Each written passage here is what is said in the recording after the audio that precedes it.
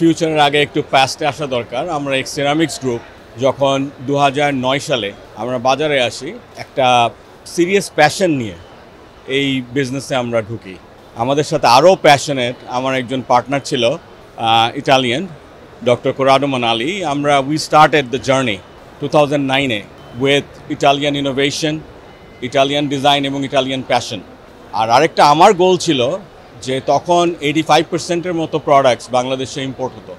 কেমন করে আমরা বাংলাদেশকে ইম্পোর্ট ডিপেন্ডেন্সি থেকে বার করে নিয়ে এসে দেশে তৈরি করা প্রোডাক্ট দিয়ে আমাদের যে কাস্টমার, আমাদের যে এখানকার যারা বাসা, প্রজেক্ট, বিভিন্ন আর্কিটেক্টস, ইঞ্জিনিয়ার্স, ওনাদেরকে স্যাটিসফাই করা যায়। তো আলহামদুলিল্লাহ আজকে প্রায় অলমোস্ট 16 বছর পরে আলহামদুলিল্লাহ স্যাটিসফাইড যে আমরা we have gone to close. It's a continuous process. তারপর আমি বলবো যে এখন অলমোস্ট 85 থেকে 90% প্রোডাক্টস আমরা বাংলাদেশে রিপ্লেস করতে পেরেছি। So we were the beginner, we started.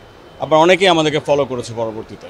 Future হচ্ছে আমি একটা ব্রাইট ফিউচার দেখতে পাই বাংলাদেশে এই সেক্টরে অনেক ইনভেস্টমেন্ট এসছে এবং সেই ইনভেস্টমেন্টগুলো এখন একটু স্ট্রাগল আমরা সবাই মিলেই করছি because of overall economy. But the future আমি মনে করি মানে ইফ নট নিয়ার ফিউচার, বাংলাদেশে বিল্ডিং ইন্ডাস্ট্রি গ্রোথ আসবে, একটা ভালো গ্রোথ আসবে হয়তোবা, এবং তখন আমরা আমাদের এই ইনোভেশনগুলোকে, আমাদের এই প্রোডাক্টের ডিফারেন্সিয়েশনগুলোকে আরও সুন্দর করে তুলে ধরতে পারবো ইনশাআল্লাহ।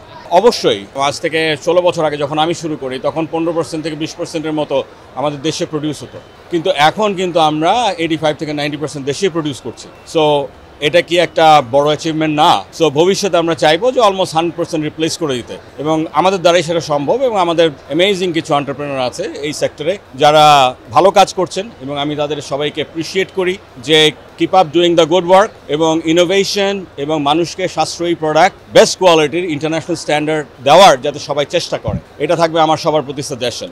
আমাদের স্টলটা আসলে খুব হাম্বল। আমরা আমাদের জাস্ট ইনোভেটিভ প্রোডাক্টসগুলোকে শোকেস করেছি এখানে একজন জাপানিজ আর্কিটেক্ট, তার ইনফ্লুয়েন্সে এই স্টলটাকে করা। তো আমি মনে করি আমাদের বিশেষ করে যারা আর্কিটেক্টস এবং ইঞ্জিনিয়ার্স যারা আছেন তারা এখানে এসে এটাকে অ্যাপ্রিসিয়েট করবেন, এবং হ্যাঁ, এখানে ডেফিনেটলি কেউ যদি অর্ডার দেয় definitely they will get some will honour them with everything.